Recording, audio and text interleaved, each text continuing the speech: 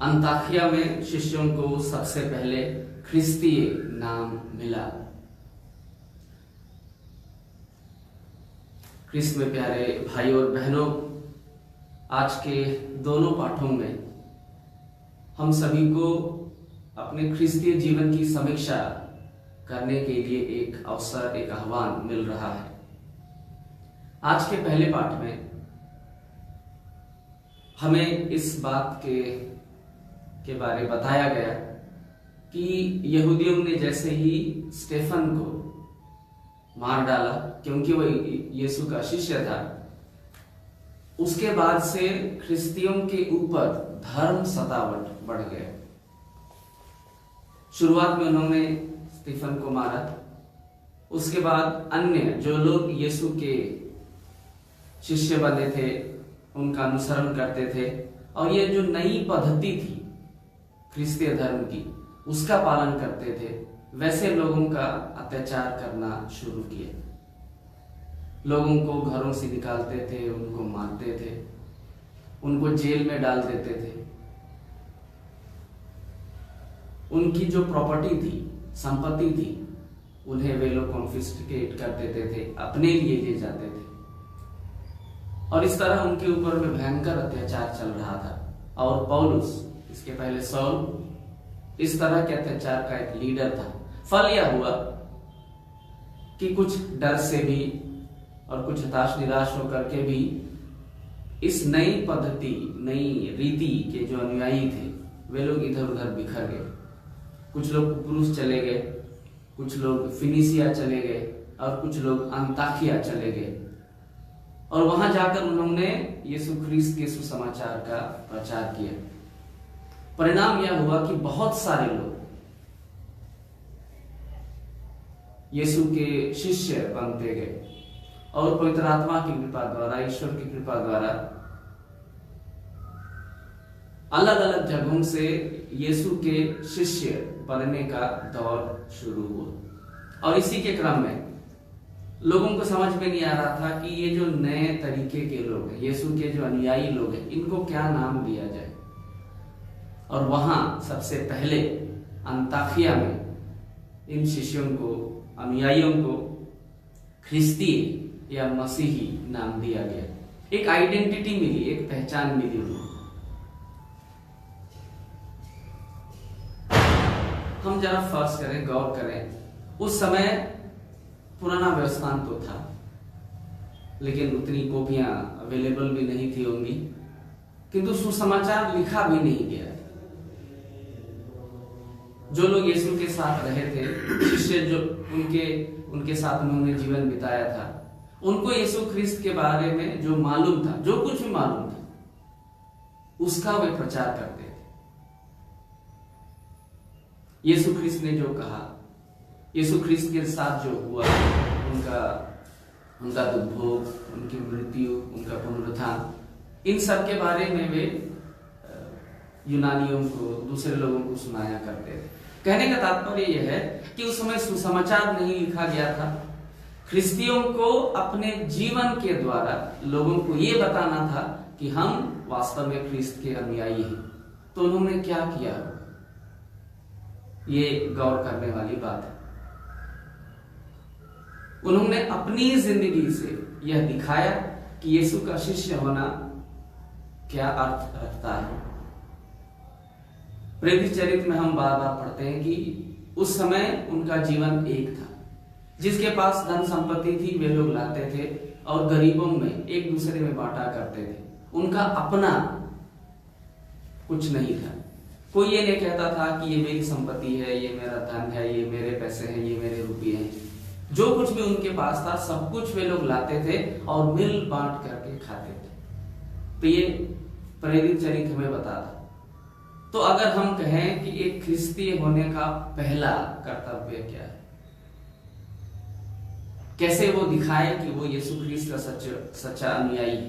पहला, मदद करने वाला, दया करने वाला, सेवा करने वाला। एक ख्रिस्तीय बाय डिफॉल्ट, बाय नेचर, स्वाभाविक रूप से दया की ओर, सेवा की ओर प्रेरित होने वाला व्यक्ति है। पूरे विश्व में लगभग 7 बिलियन 7 खरब से ज्यादा जनसंख्या है और इस पूरी जनसंख्या में लगभग 2.5 बिलियन लोग ख्रिस्तीय धर्म का पालन करते हैं। इस 2.5 बिलियन में आधा से अधिक लोग कैथोलिक धर्म का पालन करते, बाकी लोग प्रोटेस्टेंट हैं, अलग अलग छोटे छोटे डिनोमिनेशंस में है और वे भी अपने तरीके से यीशु ख्रिस्त की शिक्षाओं का पालन करते और वे लोग खुद को भी ख्रिस्तीय मानते हैं। इतनी बड़ी जनसंख्या में जब हम भारत की ओर आते तो भारत की जनसंख्या लगभग 1,30 करोड़ मतलब 1 बिलियन 30 करोड़ है। इस इतनी बड़ी जनसंख्या में भारतीयों की जनसंख्या, ख्रिस्तीय लोगों की जनसंख्या लगभग 2.6 है, 2 करोड़ 60 लाख, 3 करोड़ भी नहीं। लेकिन इतनी जो छोटी सी जनसंख्या है 130 करोड़ में अपने कार्यों के द्वारा इतना इंपैक्ट करती है भारतीय समाज में, जिसका सानी, जिसका कंपैरिजन, तुलना और किसी दूसरे संप्रदाय के साथ नहीं की जा सकती। ख्रिस्तीय धर्म को मानने वाले ये तो ख्रिस्तीय समाज भारत सरकार के बाद लगभग सबसे ज्यादा हॉस्पिटल चलाता है, जहां पर गरीबों की सेवा की जाती है, बीमारों की सेवा की जाती है और बहुत कम पैसे में, हॉस्पिटल चलाने लायक पैसे में ही वे लोग गरीब दुखियों की सेवा करते हैं। कोई भी हॉस्पिटल, ख्रिस्ती समाज का कोई भी हॉस्पिटल इतना धनी नहीं है क्योंकि वो पैसा नहीं बनाता है, सेवा करने के लिए उसने हॉस्पिटल खोले। क्यों? क्योंकि ख्रिस्तीय होने का मतलब ही सेवा करना। इतने सारे स्कूल्स खोले गए, स्कूल हैं, कॉलेज हैं और कई बार हम लोग ऐसा सोचते कि बड़े बड़े शहरों में जो नामी गिरामी स्कूल्स हैं शायद ख्रिस्तीय लोग उन्हीं स्कूलों को चलाते पैसा बनाने के लिए, कमाने के लिए। ऐसा बिल्कुल भी नहीं है। आप सुदूर गांवों में जाकर के देखें, जहां पर अगर ख्रिस्तीय धर्म नहीं पहुंचता, स्कूल नहीं खोला जाता, तो गांव के जो बच्चे लोग हैं कभी भी शिक्षा ग्रहण नहीं कर पाते। ऐसे भी अगर हम अपने आदिवासी समुदाय की बात करें, हम बरसों से सताए गए थे जमींदारों के द्वारा, साहूकारों के द्वारा, अलग अलग लोगों के द्वारा। अगर आज आदिवासी समाज इस स्तर पर पहुंचा है तो इसकी सबसे बड़ी वजह है, लगभग एक ही वजह है, एजुकेशन, जिसे मिशनरियों ने सुदूर गांव में जाकर के प्रदान किया, जिसका फल यह हुआ कि आज आदिवासी युवा, आदिवासी लोग दूसरे संप्रदाय के लोगों के साथ समकक्ष में आ पा रहे हैं। क्यों? ख्रिस्तियों ने अपने ख्रिस्तीय होने का फर्ज अदा किया, एजुकेशन दिया और एजुकेशन से बड़ा और कोई हथियार नहीं है लोगों को ऊपर उठाने के लिए। ख्रिस्तीय समाज के बारे में और एक बहुत अच्छी धारणा है कि ख्रिस्तीय लोग ईश्वर से डरने वाले लोग हैं। डरने का मतलब ये नहीं है कि हम नरक को सोच करके डरते हैं। ईश्वर पर श्रद्धा करने वाले लोग हैं, ईश्वर पर भरोसा करने वाले लोग हैं। रविवार को ये लोग मिस्सा जाते हैं, सब कुछ छोड़ छाड़ करके, इतनी भीड़ होती है। कोई दूसरा संप्रदाय हर रविवार को या तो हर दिन इस तरह के कार्य नहीं करते। हम ईश्वर से जुड़ने के लिए आगे आना चाहते हैं। तो ये ख्रिस्ती होने का एक चिन्ह यह भी है कि हम कितने यीशु ख्रिस्त के साथ जुड़े हुए। और इन दिनों में बाकी लोग अपने अपनी जगहों में विनती प्रार्थना दुआ कर भी रहे होंगे, लेकिन हमारे ख्रिस्तीय लोग अपने घरों में रह करके विनती प्रार्थना, बाइबल पठन इत्यादि कर ही रहे हैं।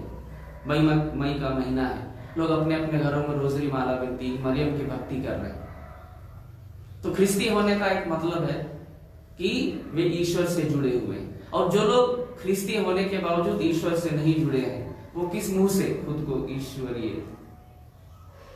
भक्त कह सकते, ख्रिस्तीय कह सकते। आज के सुसमाचार में यीशु ने कुछ ऐसा कहा है, जो कार्य मैं अपने पिता के नाम पर करता हूं वही मेरे विषय में साक्ष्य देते हैं। क्या हम ख्रिस्तीय ऐसा कह पाएंगे? कि जो कार्य मैं ख्रिस्ती होने के नाते करता हूं वही मेरे ख्रिस्ती होने का साक्ष्य देता है, प्रमाण देता है। हम क्या करते हैं जिससे ये पता चले कि हम वास्तव में यीशु ख्रिस्त के शिष्य हैं, ख्रिस्ती हैं, वी आर क्रिश्चियंस। ख्रिस्ती लोग सेवा करते हैं, क्षमा करते हैं, मदद करते हैं। ख्रिस्ती लोग ईश्वर पर विश्वास करने वाले लोग हैं। और एक जो गुण है, जो क्वालिटी है ख्रिस्तियों में, वो है ख्रिस्ती लोग क्षमा करते हैं। इतने सारे उदाहरण। संत पापा जॉन पॉल द्वितीय गोली मार दी गई अहमद अली अगा खां के द्वारा। क्षमा करने वाला एक व्यक्ति है क्योंकि वो ख्रिस्ती है, इसलिए उसने जेल में जाकर के इस व्यक्ति से मुलाकात की, इनको क्षमा किया, गले लगाए। ग्राहम स्टेन की पत्नी ग्लैडिस स्टेन, जिनके पति को और 2 बच्चों को जिंदा जला दिया गया था, इसने भी कहा कि सरकार और कानून अपना न्याय करे, लेकिन मैं अपने हृदय से, अपने दिल से इन अपराधियों को क्षमा करती हूं। रानी मरिया, जिसे इंदौर में चाकुओं से मार डाला गया था एक बस स्टैंड में, उसकी बहन जो सिस्टर ही है, उसने इस व्यक्ति के हाथों में, जिसका नाम दरबारा सिंह है, जेल गई और इसके हाथों में राखी बांध करके उसने कहा, मैं तुमको क्षमा करती हूं और मैं तुमको अपना भाई मानती हूं, यद्यपि कि आपने मेरी बहन को मारा। और रानी मरिया के माता पिता ने इस व्यक्ति को अपना बेटा स्वीकार किया। केरल की रहने वाली थी रानी मरिया, दरबारा सिंह केरल गया, वहां पर उसकी आवभगत हुई और अभी वापस आकर के वो कहता है कि ख्रिस्तीय धर्म एक ऐसा धर्म है जो क्षमा करता है। हमारे लिए भी एक संदेश है। अगर हम खुद को ख्रिस्तीय कहते हैं, क्या हम सेवा करते हैं, क्या हम उदार हैं, क्या हम ईश्वर पर भरोसा रखने वाले हैं, क्या हम क्षमा करते हैं? सिर्फ खुद को ख्रिस्तीय कहना, सामने में क्रूस लटका लेना बहुत आसान है, लेकिन उसी क्रूस को पीछे तरफ पीठ में उठा करके चलना बहुत मुश्किल है। आज ख्रिस्तियों को ये नाम दिया गया और हम इस नाम से जाने जाते हैं। वो ख्रिस्तीय है, वो क्रिश्चियन है, वो यीशु ख्रिस्त का अनुयायी है, लेकिन सिर्फ नाम से क्या होता है? क्या हमारे कर्मों से भी हम दिखा पाते हैं कि हम वास्तव में ख्रिस्त के अनुयायी हैं? ये संदेश आज प्रभु हमें दे रहे हैं। आइए हम चिंतन करें कि ख्रिस्तीय होने का जो मतलब है उसे हम समझ सकें और यीशु ख्रिस्त के वचन अनुसार अपने जीवन को बिताने का प्रयास करें। प्रभु इस कार्य में हमें आशीष और कृपा प्रदान करे। आमीन। क्रूस का चिन्ह पिता और पुत्र और पवित्र आत्मा के नाम पर आमीन।